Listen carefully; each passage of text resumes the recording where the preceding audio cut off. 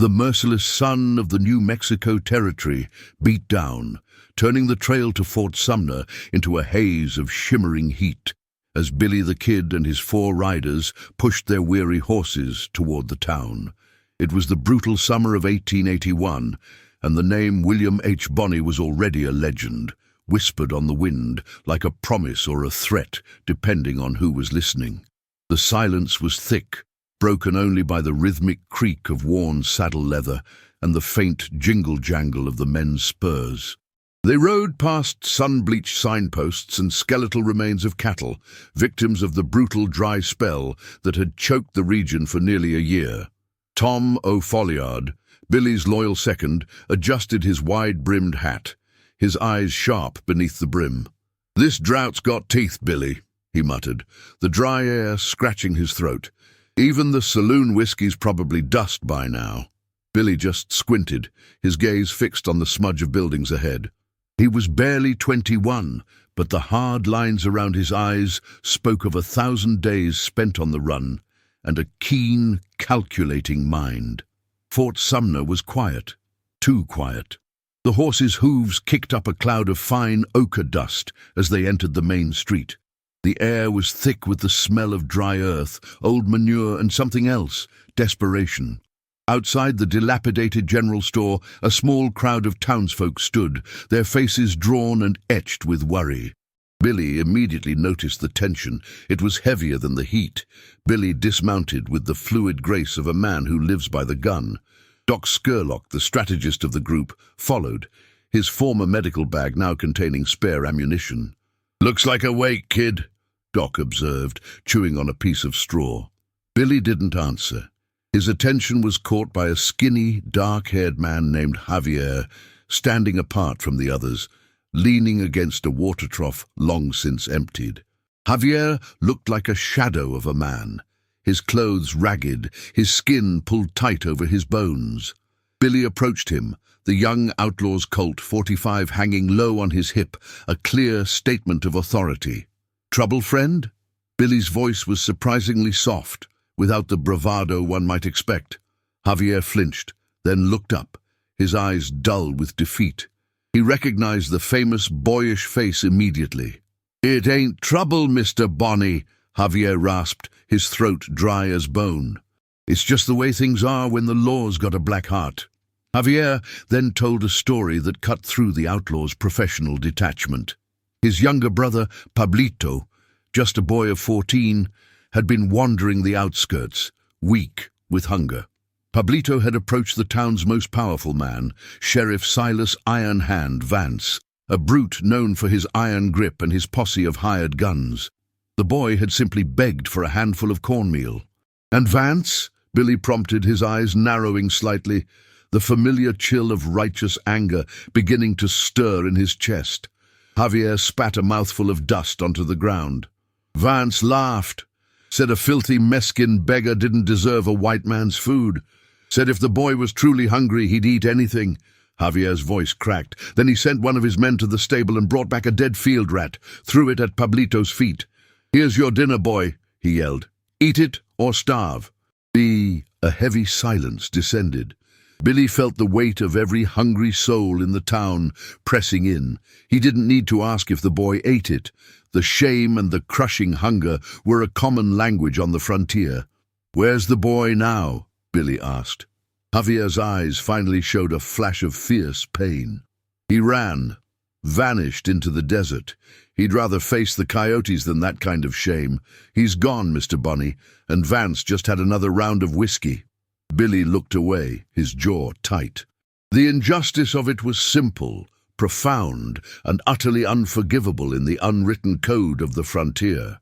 To degrade the defenseless for sport was a sin worse than any bank robbery. He turned back to Javier, the setting sun catching the brass fittings of his rifle. "Sheriff Vance," Billy said, the name tasting like grit in his mouth. "He won't just get away with that, partner. Not while William Bonney's still breathing." Javier's face was momentarily transformed by a flicker of disbelief and hope. You'll do something? He's got 3 of those vicious regulators riding his payroll, Jack Skull Riley and the Dalton brothers." Billy just gave a grim smile. Names don't scare me, Javier, but what Vance did, that makes him an empty suit waiting for the Undertaker. He promised the desperate man, "I'll make him understand what hunger tastes like." Just then, Charlie Baudra, who had been watering the horses, approached with a worried look. "Billy, I spotted a pair of men on the roof of the saloon and the old blacksmith shop. Too well armed to be just townsfolk. They're watching everything, including us." Billy's eyes flickered to the rooftops. Two figures, hard men in dusters, were indeed observing the gang's movements. The posse had already been alerted, and the regulators were in position, ready to squash any resistance. "They know we're here," Billy said softly, drawing his Winchester Model 1873 from its sheath with a whisper of metal. "And they're watching the witnesses. No one leaves until Vance gets his due." Billy and his gang, Tom O'Folliard, Doc Scurlock, Charlie Baudra, and Jose Chavez y Chavez, took refuge in the abandoned livery stable on the edge of Fort Sumner. The air inside was stale, smelling of hay and horse sweat, but it offered cover. A single kerosene lamp cast long, dancing shadows on the dusty walls as they huddled around a map crudely sketched on a scrap of brown paper. "Vance knows we're here, kid," Doc Scurlock stated, tapping the paper with the tip of his knife. "He's banking on us bolting or forcing a shootout on Main Street where his regulators can pin us down from cover." Doc was a methodical man. He saw a fight like a surgical procedure. "We can't take on the whole posse head on. We need to cut the head off the snake." Jose Chavez y Chavez, a man whose silence was often more unsettling than a gunshot, pointed a lean finger at the map. "Vance always keeps his chief regulator, Skull Riley, at the old O'Malley Ranch 3 miles south. It's his personal hideout. He trusts Riley to guard his private stores and his secrets." Jose, who knew the land like the back of his hand, had been their scout. "Riley's got 2 men with him, a strong box and supplies. They're sitting fat while the town starves." "Skull Riley," Charlie Baudra spat out the name. "He put 3 notches on his colt for the railroad magnate last month. Vicious bastard." Charlie, the best shot among them, cleaned the action of his Winchester with practiced ease. "He's our first target. Take out Riley and Vance loses his teeth." Billy nodded, his plan already forming. "Riley won't be expecting us to hit his camp first. He'll expect us to ride straight for the sheriff's office." Billy's eyes were alive with the cold light of strategy. "Jose, you and Tom ride to O'Malley's. You know the ravines and the washouts. Go silent, go fast, cut their wires, then flank the ranch from the north ridge. Tom, you take point. Jose, you cover the back door, don't engage. Just confirm the numbers and the layout. Bring back a solid plan to capture Riley alive." Tom O'Folliard, lean, restless, and deadly, grabbed his Henry rifle. "Capture? You want to bring a rattlesnake back to the hole, Billy?" Billy just tightened his gun belt. "Vance gave that boy a rat for a lesson. I want to return the favor, and for that I need to know where Vance keeps his own pantry. Riley will tell us." While Jose and Tom disappeared into the darkening dusk, Billy and the remaining men stayed in the livery stable, maintaining surveillance. Doc Scurlock noticed something else on the crude map. "Billy, look here. The only working well in the territory is on Vance's property, the Triple V Ranch. He's throttling the town dry. It's all about control, not law." The hours dragged by, marked by the lonely howl of a coyote in the distance and the nervous fidgeting of the townsfolk they were protecting. Just before midnight, Tom and Jose returned, their faces grim and dust-covered. "3 men, Billy," Tom confirmed. "Skull Riley and the 2 Dalton boys. And Billy, the ranch house. It's stocked with enough canned goods and fresh water to feed this whole town for a month. Vance is hoarding." Jose added, "They've got a lookout posted in the old windmill tower. Bad angle to approach. Too exposed." Billy looked at the map, then at the rifle in his hands. "No, it's a good angle for a quick man." He looked at Charlie Baudra. "Charlie, you got the eyes of a hawk. You take the windmill from the ridge at dawn. 1 shot, quiet and clean. Doc and I will ride in with Tom and Jose. We'll ride the washouts and hit the house like a whip crack." He gathered his men, their faces etched in the lamplight. This isn't about money or cattle. This is about a code. Vance crossed a line. And when you cross the line out here, the kid gives the reckoning. Billy's voice dropped to a low, intense growl. We ride at 3 a.m. No noise. We take Riley. If the Daltons fight, they die. Get ready, boys. We're giving Fort Sumner a show they won't forget. The tension was thick enough to chew on. The stage was set for the first blood. A cold, pre-dawn air, smelling of sagebrush and gunpowder, settled over the New Mexico desert as Billy the Kid's gang split up. Charlie Bowder slipped away, a phantom climbing the rocky ridge overlooking the O'Malley Ranch. Below, Billy, Tom, Doc, and Jose rode hard through the sandy washouts, using the deepest channels to mask their approach, their horses' hooves muffled by the loose earth. As the sky turned a pale, bruised purple, the ranch came into view. A low-slung adobe house, the tall skeleton of a windmill tower dominating the skyline. A solitary figure, one of the Dalton brothers, yawned, leaning against the railing of the tower's platform, his rifle slack. Crack! The sound of Charlie's Winchester was a dry, distant echo, instantly swallowed by the vastness of the desert. The lookout pitched forward, falling with a dull thud onto the roof of the water tank below. Clean. Go! Billy hissed. They spurred their horses, bursting from the cover of the ravine like bats from a cave. Doc Scurlock took the front yard. Billy and Tom hammered at the back door. The remaining Dalton and Skull Riley, jolted by the sudden shot and the thunder of hooves, stumbled out of the house, Colts drawn. "Bonnie!" Riley roared, firing wildly as he recognized the young legend. The bullet whizzed past Tom O'Folliard's ear. Tom didn't miss his beat. He dropped to one knee, steadying his Henry, and fired a precision shot. The Dalton brother screamed, clutching his shoulder as he was knocked backward against the wall. Doc Scurlock's own rifle spat fire, crippling the man's shooting arm. He was neutralized. Billy, already through the back door, found Skull Riley scrambling for the cover of a barrel. "Drop it, Riley!" Billy's voice cracked like a whip. Riley spun, his face a mask of rage and fear. He knew the kid was fast. Too fast. He made a desperate lunge for a shotgun mounted on the wall. Bam! Billy's Colt 45 sang a sharp song. The bullet didn't kill. It slammed into Riley's hip, spinning him around and collapsing him in a pile of agony and dust. Billy stood over him, the smoke curling from the barrel of his revolver. "You're done, Skull. You live or die on what you tell me next." They dragged Riley and the wounded Dalton into the kitchen, a room filled with the sickening smell of fear and old bacon. Riley, a man who lived by cruelty, was a coward when the tables were turned, his face ashen, slicked with sweat. Doc Scurlock, with an unsettling professional air, knelt and tied a rough tourniquet above Riley's bleeding wound.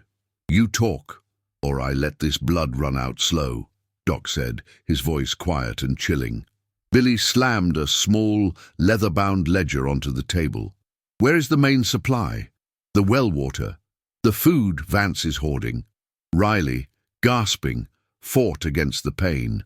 The well is at the Triple V. The supply train is due today. Vance is gonna hold the town for ransom. He said when the starvation hits its worst, he'll sell the water for 10 times its weight in gold. He planned this whole drought." "And what about the boy?" Billy demanded, his voice low and dangerous. "The rat you gave the boy?" Riley just coughed a weak, dry laugh. "He deserved it. He's just a dirty street rat. He was only bait. Vance set up the whole town as bait." Jose Chavez, silent until now, pointed his old Remington at the captured Dalton. "This ranch, it is a trap. Vance knew we might hit this place. Where's the rest of his posse?" Riley's eyes flickered to a dark corner of the room before he could stop himself. Doc Scurlock followed the glance and kicked a loose floorboard. Beneath it was a telegraph wire, freshly cut. "They were warned," Doc muttered. "The wire was cut after we left Fort Sumner, meaning Vance knows we are at O'Malley's. They were waiting for us to make our move. He was baiting us into a gunfight outside," Billy realized. "He wanted us exposed on the trail." Billy stepped back, his face hard. He looked at Riley, then the wounded Dalton. "They shamed a child for sport, and starved a town for greed. Billy holstered his Colt. That's not justice, it's plague. He turned to Tom. Take the supplies, load every can of beans, every sack of flour, every gallon of water onto the pack mules. Jose, you and Charlie ride hard back to Fort Sumner. Get the supplies to the people. Tell them to drink and eat. Now. Doc finished bandaging Riley's wound. What about these two, Billy? Billy looked at Skull Riley, who was now pleading, groveling in the dust. Vance gave the boy a rat, Billy repeated, his voice devoid of emotion. Justice is served on the table of the guilty. He looked at Doc Scurlock. Give them the same meal, Doc, and then leave them here. Let the desert decide which one of them can survive their own cruelty. As the sounds of their departure faded, the two regulators were left alone, bandaged, but without water, without weapons, and with a terrible promise of a lingering end. The Kid had moved on to the final target. The sun was high when Billy the Kid, Tom O'Folliard, and Doc Scurlock rode back toward Fort Sumner. They were a smaller group now, but faster, their purpose sharpened to a deadly point. The dust of the O'Malley Ranch was still on their boots, but their focus was solely on Sheriff Silas Vance and the last of his hired guns, entrenched in the town's large, stone-built sheriff's office. Vance is cornered, Doc Scurlock observed, wiping his spectacles. He knows Riley and the Daltons are gone. He's got 3 men left, mercenaries. They're only loyal to his gold, and gold doesn't stop lead. Billy nodded. He'll be expecting us to come down Main Street, guns blazing. We're not doing it his way. He pointed to the thick growth of mesquite bushes that lined the arroyo behind the sheriff's office. Tom, you circle wide through the Badlands. Take position in the old slaughterhouse behind the office. Wait for my signal. 3 quick shots from the Colt. If anyone bolts the back door, they're yours. Tom O'Folliard, lean, fast, and a master of the quick draw, peeled off without a word, disappearing into the heat-shimmered wilderness. Billy and Doc continued their approach on the main trail, but they dismounted at the edge of town, walking the final block on foot. The street was deserted. Not a dog barked, not a soul stirred. The air was thick with tension, a palpable silence that precedes the inevitable storm. The only sound was the distant clanking of the windmill on Vance's Triple V ranch. The sheriff's office stood like a grim sentinel at the end of the street, its windows dark and uninviting. Billy stopped in the middle of the street, his back to the sun, casting a long, thin shadow. He wore his black vest, a red bandana tied loosely around his neck, and his Colt 45 looked impossibly large on his slim frame. "Vance!" Billy yelled, his young voice cutting through the oppressive silence, sharp as a Bowie knife. "Come out and face your reckoning. The people of Fort Sumner need a new sheriff." A window on the second floor of the office creaked open. Sheriff Vance, a big man with a thick neck and a face mottled with whiskey and rage, leaned out. Beside him, a mercenary held a heavy, double-barreled shotgun. "Bonnie, you came back. I was hoping you'd be stupid enough to show your face," Vance bellowed, his voice echoing off the false fronts of the stores. "You should have stayed in the Badlands, boy. You're a dead man now. I'm the law here." "You're not the law, Vance," Billy retorted, his voice steady. "You're a thief and a bully. You starved a whole town for sport, and you shamed a child for amusement. That's a plague, Vance, and I'm here to stop the spread." As Billy spoke, Doc Scurlock, employing his best strategy, had slipped around the corner of the general store, a small Derringer pistol in his hand. He fired a quick, sharp shot into the lock of the sheriff's office front door, jamming it shut. Vance and his men were now locked in. The firing started immediately. The mercenaries opened up from the second-floor window, filling the air with the roar of rifles and the splintering sound of wood. Billy and Doc dropped into the cover of a stack of dry water barrels, returning fire with their Winchesters. The duel was uneven, 3 against 2, with the sheriff's men having the advantage of height and cover. Bam, bam! 2 of the sheriff's men, trying to reposition, made the fatal mistake of trying to exit the office through the back. Tom O'Folliard's Henry rifle barked twice from the shadows of the slaughterhouse. The 2 men crumpled silently in the dusty yard. The fight had been reduced to Billy and Doc against Sheriff Vance himself, now alone and raging from the second floor. Vance, realizing his men were down, grabbed a stick of dynamite. "You'll all burn, Bonnie!" he screamed, lighting the fuse. Billy didn't hesitate. He emerged from cover, moving with blinding speed. He didn't aim for Vance. He aimed for the sill of the window where Vance was exposed. Crack, crack, crack! 3 shots in quick succession. The third bullet struck Vance in the hand, making him drop the burning dynamite stick. It rolled back into the room and exploded with a deafening roar. When the dust settled, the second floor of the sheriff's office was a ruin. The smell of burnt gunpowder and singed wood thick in the air. Vance's fate was sealed not by the bullet, but by his own blind panic. Billy walked up the shattered steps. Doc Scurlock watched his back. The sheriff, bloody and broken, was sprawled among the debris, still conscious but utterly defeated. Billy didn't draw his Colt again. He simply stared down at the man who had brought a town to its knees. "You had a whole pantry, Vance," Billy said, his voice flat. "But you chose cruelty instead. That's the one thing the desert never forgives." Epilogue. Later that day, with the supplies from O'Malley's ranch already feeding the starving people, Billy and his gang prepared to ride out. Jose Chavez y Chavez had ensured the sheriff's well at Triple V was unlocked and the water flowing freely into the town cistern. Billy, before mounting his horse, stopped by Javier, who was now holding a piece of bread and a full canteen. "It's done, Javier," Billy told him. "Vance is gone. The water flows. Your brother is safe now." "Thank you, Mr. Bonney," Javier whispered, tears of relief and exhaustion in his eyes. "You brought a terrible justice." Billy just touched the brim of his hat. "The only kind there is out here, partner." They rode out as quickly as they came, leaving Fort Sumner to its slow recovery. The ride out of Fort Sumner was silent, reflective.